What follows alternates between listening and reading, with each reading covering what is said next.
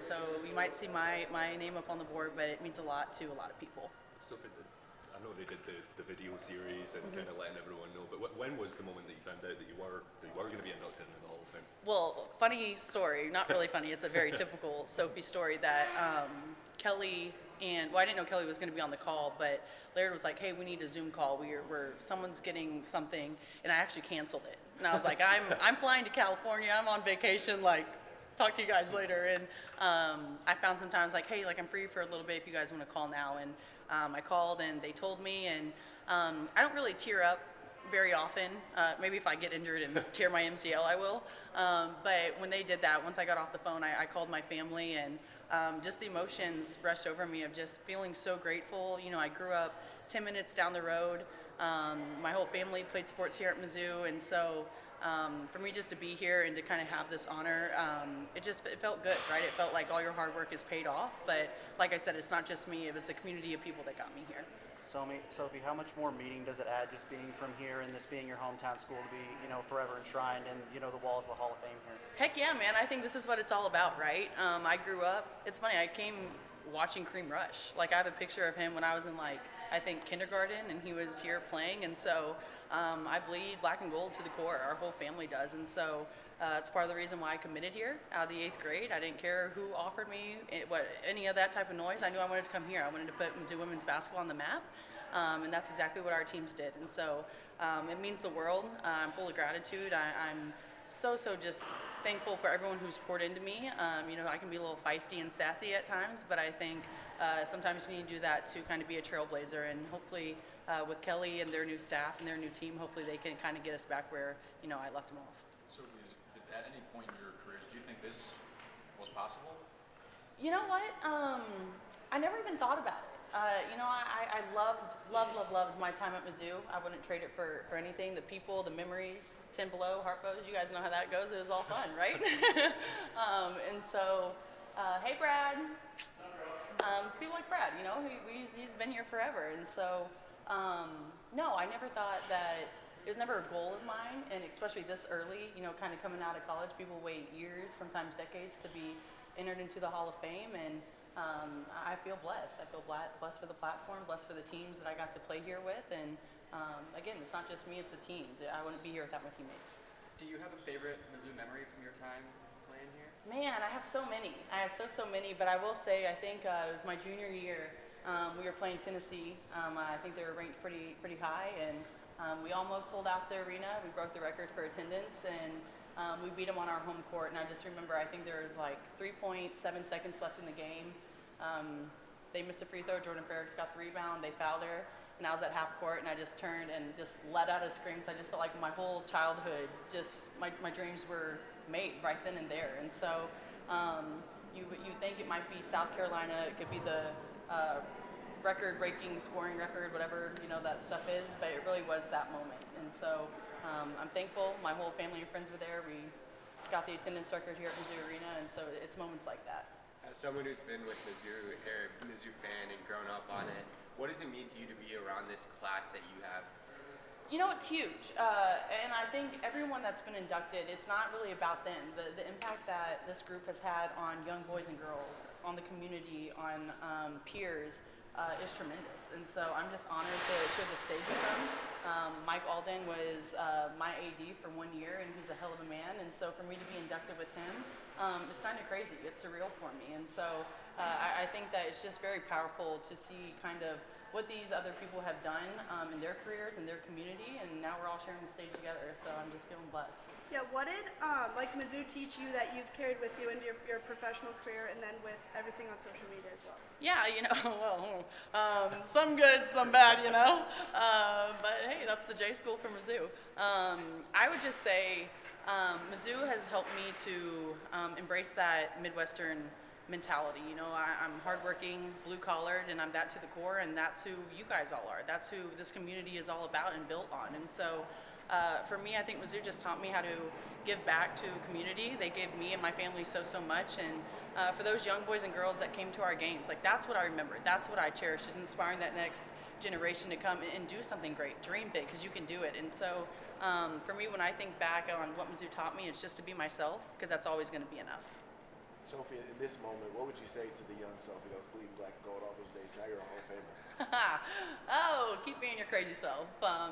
You know, I think that there's a lot of universities and a lot of people that try to tell people to kind of stay in your box, right? And Mizzou never did that. They're like, keep being you. They let me have the spotlight. And again, like I never always got it right. Again, I was sassy. I think I got the athletic, I know I got the athletic department suit at one point in my career for good reason. And so it's stuff like that for them empowering me regardless. And so I would just say to her, just stay the course, keep working hard and keep being you, and you're going to get to where you want to be. What do you feel like are the emotions going to be like whenever you go through that induction ceremony? You know, I don't know. I think I'm just happy to be home. I'm happy to be with my family. I'm so happy to have my best friends. A lot of people have traveled from coast to coast to be here. And so I'm just here to kind of have a good time, to love on people who have loved me, who have supported me, not only in my high school, collegiate, and pro career. And so hopefully it's just good vibes. I'm sure that I'll probably tear up a little bit, just because I feel so blessed. I just feel the love. And not everyone always gets to have this platform and kind of gets the recognition, one, while you're still alive, and two, while people are still able to join you who kind of built you who you are. And so I just feel very blessed. Hopefully the tears are at a minimum, and we can just enjoy the night. Sophie, your podcast co-partner, Wes Wilson, Yeah. is a Rockbridge alum. What does it mean to you to put Rockbridge, on the national stage, and Columbia on the national stage, and also Mizzou? Yeah, I'm proud of where I come from, and I think that's what makes me me. I was very blessed to have a great family, great friend group, a great community to grow up in. And so when people ask, like, oh, why are you? Because of Columbia. And and West is a part of that. We had a hell of a time at Rockbridge together. He's off doing cool things, and we just kind of got back in the mix together, and people are loving it so far, which is fun. But I know he's proud of where he comes from. I definitely am, and so it kind of feels good just to be back here. He was going to try to make it out, but he got caught up with Bravo. He's on Hollywood and whatnot, and so it's fun. But we're both just so proud to be from the Midwest, and particularly Columbia, Missouri. How excited are you for Kelly's first season in Mizzou women's basketball to be back? I'm so excited. I was just asking, I was like, how are they doing? It's going to be, they're going to need some grace period. You know what I mean? I think she's a heck of a coach. She's going to do great things here. She knows what the Columbia community is about. Played against her for 4 years, and so we know a lot about each other. Her assistants I played against, and there's some great women who are going to make a great impact on these young athletes. And I think they're going to bringing in a lot of great recruits, and so I've kind of been helping in that process a little bit, not as much because I've been a little busy, but I think this off season, I'm hoping to get back and see what they can do. What do you think makes her a great coach? Man, she's just a strong woman who wants to empower young females, and I think at the end of the day, when you have a coach who not only cares about the wins and losses, but about who you are as a human, that's huge. She wants to give you all the confidence. She gets to learn who you are, what gives you that confidence, and I think on the female side of sports, you need that. And she's a hell of a coach. She knows how to win at a high level, and that's exactly what Mizzou needs. Couple more. That's kind of a good answer, huh? All right. Sophie, you came up from Phoenix to go play with the Fever. How has that transition been for you? It's been so good. Honestly, I think I kind of got comfortable out in Phoenix. I played with the GOAT, Diana Taurasi. You have a Hall of Famer in Brittany Griner. And so I learned a lot out there in my 6 years. But I also think it prepared me for where I'm at now on the platform that the Indiana Fever draws, especially with Caitlin. And so I'm very blessed to have my experience out there, but I'm just so happy to be close to home. My sister just had her second baby. Everyone's here in the Midwest. And honestly, I've missed the food in the Midwest, and I've missed the people. So everything's just better. What are the must-see stops? The what? Where are you going to Columbia? What are the must-see stops now? Booches. I was already at Booches today. I tried to make my rounds at Trops, but the little niece got tired, so we had to skip out on that.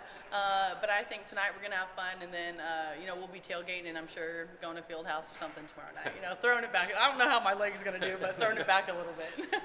Speaking of your leg, how is the recovery process going for you? It's been good. It sucks. I hate to sit out. I'm probably the most impatient person you're ever going to meet, but it's part of it. And so just kind of focusing on rehab. This is going to sound crazy, but 5 of us are season-ending injuries, and so we're in the rehab room together all the time, and it's actually been kind of fun. So if you're going to get hurt, I guess you're going to get hurt with good people. And so just focusing one day at a time. Sophie, what have you learned about yourself through this process and the healing journey? You just gotta, it's part of it, right? It's highs and lows of sports. Even if you're not hurt, it's gonna be something else. And so just trying to stay steady right there. But I also think just being present, and this is part of it, and you're gonna look back in, 15, 20 years, and you're gonna miss these times. You're gonna miss the injuries. You're gonna miss kind of the hard side of sports. And so for me, I'm just trying to embrace it all. I'm trying to soak up all the emotions. It sucks, and I think everyone knows being injured sucks, but through those trials, you learn a lot about yourself, and you learn a lot about the people around you, and kind of gives you a different perspective. And so I'm grateful. I know that sounds silly, but I'm grateful to get back out there and work even harder to get to where I want to be. Thanks, everybody. Good. All right, guys. Good job, you all.